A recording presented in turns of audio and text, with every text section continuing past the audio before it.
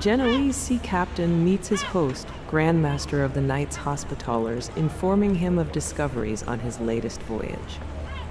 Pray thee, Captain, now, tell me what happened to you during that voyage. Grandmaster, I have already told you how I wandered over the whole earth.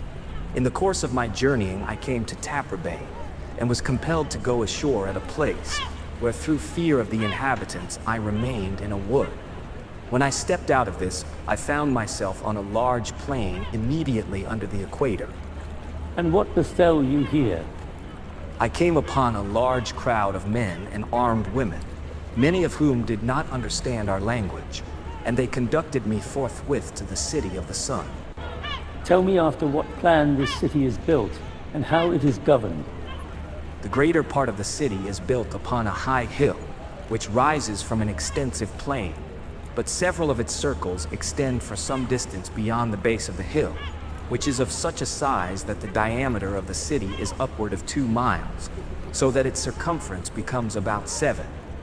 On account of the humped shape of the mountain, however, the diameter of the city is really more than if it were built on a plain.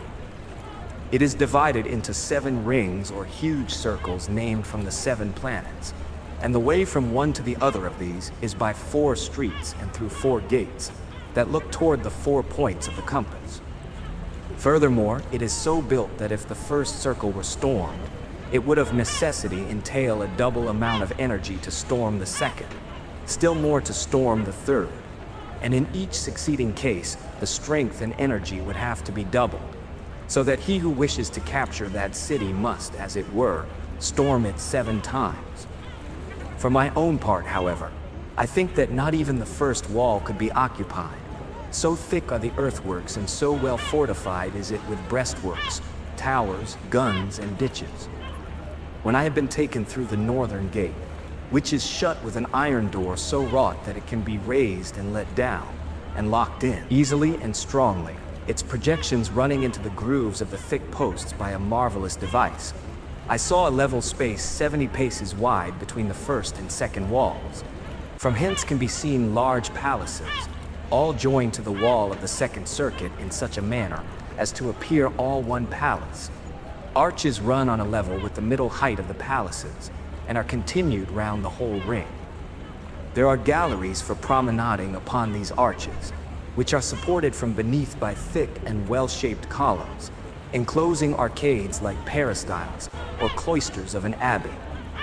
But the palaces have no entrances from below, except on the inner or concave partition, from which one enters directly to the lower parts of the building. The higher parts, however, are reached by flights of marble steps, which lead to galleries for promenading on the inside similar to those on the outside. From these one enters the higher rooms, which are very beautiful and have windows on the concave and convex partitions. These rooms are divided from one another by richly decorated walls. The convex or outer wall of the ring is about 8 spans thick, the concave 3. The intermediate walls are 1, or perhaps 1.5. Leaving this circle, one gets to the second plane, which is nearly 3 paces narrower than the first. Then the first wall of the second ring is seen adorned above and below with similar galleries for walking, and there is on the inside of it another interior wall enclosing palaces. It has also similar peristyles supported by columns in the lower part, but above are excellent pictures, round the ways into the upper houses. And so on afterward through similar spaces and double walls, enclosing palaces, and adorned with galleries for walking, extending along their outer side, and supported by columns, till the last circuit is reached, the way being still over a level plain. But when the 2 gates, that is to say, those of the outmost and the inmost walls have been passed, one mounts by means of steps so formed that an ascent is scarcely discernible, since it proceeds in a slanting direction, and the steps succeed one another at almost imperceptible heights. On the top of the hill is a rather spacious plain, and in the midst of this there rises a temple built with wondrous art. Tell on, I pray you, tell on. I am dying to hear more. The temple is built in the form of a circle. It is not girt with walls, but stands upon thick columns, beautifully grouped.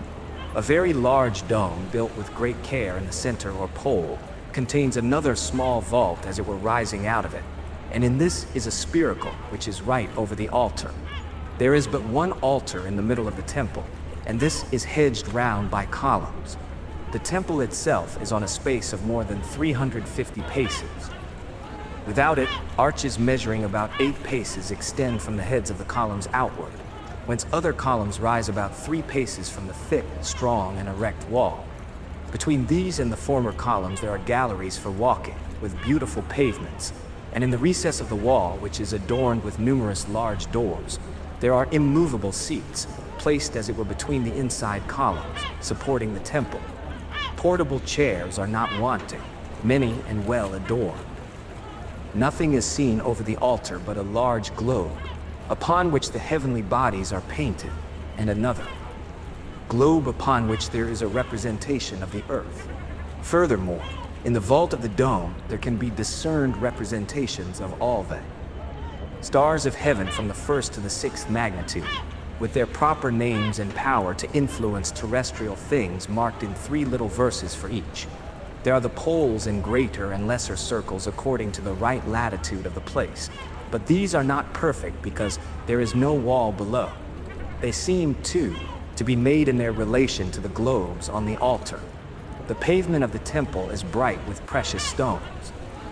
Its 7 golden lamps hang always burning, and these bear the names of the 7 planets. At the top of the building, several small and beautiful cells surround the small dome, and behind the level space above the bands or arches of the exterior and interior columns, there are many cells, both small and large, where the priests and religious officers dwell to the number of 49. A revolving flag projects from the smaller dome, and this shows in what quarter the wind is. The flag is marked with figures up to 36, and the priests know what sort of year the different kinds of winds bring, and what will be the changes of weather on land and sea. Furthermore, under the flag a book is always kept written with letters of gold.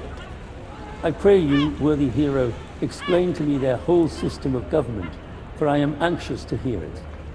The great ruler among them is a priest whom they call by the name Ho, though we should call him Metaphysic. He is head over all in temporal and spiritual matters, and all business and lawsuits are settled by him, as the supreme authority. 3 princes of equal power viz. Pan, Sin, and Mor assist him, and these in our tongue we should call power, wisdom, and love. To power belongs the care of all matters relating to war and peace. He attends to the military arts, and next to Ho, he is ruler in every affair of a warlike nature. He governs the military magistrates and the soldiers, and has the management of the munitions, the fortifications, the storming of places, the implements of war, the armories, the smiths and workmen connected with matters of this sort. But wisdom is the ruler of the liberal arts of mechanics, of all sciences with their magistrates and doctors, and of the discipline of the schools. As many doctors as there are under his control. There's one doctor who is called Astrologus, a second Cosmographus, a third Arithmeticus, a fourth Geometra, a fifth Historiographus, a sixth Poeta, a seventh Logicus, an eighth Rhetor, a ninth Grammaticus, a 10th Medicus, an 11th Physiologus, a 12th Politicus, a 13th Moralis. They have but one book which they call Wisdom, and in it all the sciences are written with conciseness and marvelous fluency of expression. This they read to the people after the custom of the Pythagoreans. It is wisdom who causes the exterior and interior, the higher and lower walls of the city to be adorned with the finest pictures, and to have all the sciences painted upon them in an admirable manner. On the walls of the temple and on the dome, which is let down when the priest gives an address, lest the sounds of his voice, being scattered, should fly away from his audience, there are pictures of stars in their different magnitudes, with the powers and motions of each, expressed separately in 3 little verses. On the interior wall of the first circuit, all the mathematical figures are conspicuously painted figures more in number than Archimedes or Euclid discovered, marked symmetrically, and with the explanation of them neatly written and contained each in a little verse. There are definitions and propositions, etc. On the exterior convex wall is first an immense drawing of the whole Earth, given at one view. Following upon this, there are tablets setting forth for every separate country the customs, both public and private, the laws, the origins and the power of the inhabitants, and the alphabets the different people use can be seen above that of the City of the Sun. On the inside of the second circuit, that is to say of the second ring of buildings, paintings of all kinds of precious and common stones, of minerals and metals, are seen, and a little piece of the metal itself is also there with an apposite explanation in 2 small verses for each metal or stone. On the outside are marked all the seas, rivers, lakes, and streams which are on the face of the earth, as are also the wines and the oils and the different liquids, with the sources from which the last are extracted, their qualities and strength. There are also vessels built into the wall above the arches, and these are full of liquids from 1 to 300 years old, which cure all diseases. Hail and snow, storms and thunder, and whatever else takes place in the air, are represented with suitable figures and little verses. The inhabitants even have the art of representing in stone all the phenomena of the air, such as the wind, rain, thunder, the rainbow, etc. On the interior of the third circuit, all the different families of trees and herbs are depicted, and there is a live specimen of each plant in earthenware vessels placed upon the outer partition of the arches.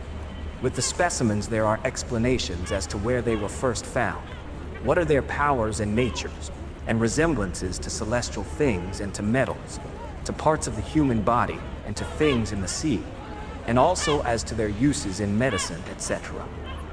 On the exterior wall are all the races of fish found in rivers, lakes, and seas, and their habits and values, and ways of breeding, training, and living, the purposes for which they exist in the world and their uses to man.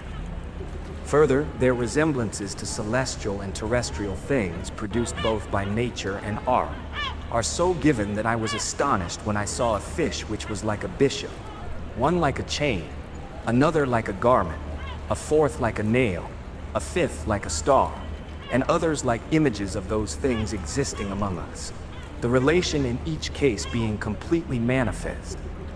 There are sea urchins to be seen, and the purple shellfish and mussels, and whatever the watery world possesses worthy of being known is there fully shown in marvelous characters of painting and drawing. On the fourth interior wall all the different kinds of birds are painted, with their natures, sizes, customs, colors, manner of living, etc. And the only real phoenix is possessed by the inhabitants of this city. On the exterior are shown all the races of creeping animals, serpents, dragons, and worms, the insects, the flies, gnats, beetles, etc., in their different states, strength, venoms, and uses, and a great deal more than you or I can think of. On the fifth interior they have all the larger animals of the earth, as many in number as would astonish you. We indeed know not the 1,000th part of them, for on the exterior wall also a great many of immense size are also portrayed. To be sure, of horses alone, how great a number of breeds there is, and how beautiful are the forms there cleverly displayed. On the sixth interior are painted all the mechanical arts, with the several instruments for each and their manner of use among different nations. Alongside, the dignity of such is placed, and their several inventors are named. But on the exterior all the inventors in science, in warfare, and in law are represented. There I saw Moses, Osiris, Jupiter, Mercury, Lycurgus, Pompilius, Pythagoras, Zamolxis, Solon, Charondas, Phoroneus, with very many others. They even have Mahomet, whom nevertheless they hate as a false and sordid legislator. In the most dignified position, I saw a representation of Jesus Christ and of the 12 apostles, whom they consider very worthy and hold to be great. Of the representations of men, I perceived Caesar, Alexander, Pyrrhus, and Hannibal in the highest place, and other very renowned heroes in peace and war, especially Roman heroes, were painted in lower positions under the galleries. And when I asked with astonishment whence they had obtained our history, they told me that among them there was a knowledge of all languages, and that by perseverance they continually send explorers and ambassadors over the whole earth, who learn thoroughly the customs, forces, rule, and histories of the nations, bad and good alike. These they apply all to their own republic, and with this they are well pleased. I learned that canon and typography were invented by the Chinese before we knew of them. There are magistrates who announce the meaning of the pictures, and boys are accustomed to learn all the sciences, without toil and as if for pleasure, but in the way of history only until they are 10 years old. Love is foremost in attending to the charge of the race. He sees that men and women are so joined together, that they bring forth the best offspring. Indeed, they laugh at us who exhibit a studious care for our breed of horses and dogs, but neglect the breeding of human beings. Thus the education of the children is under his rule.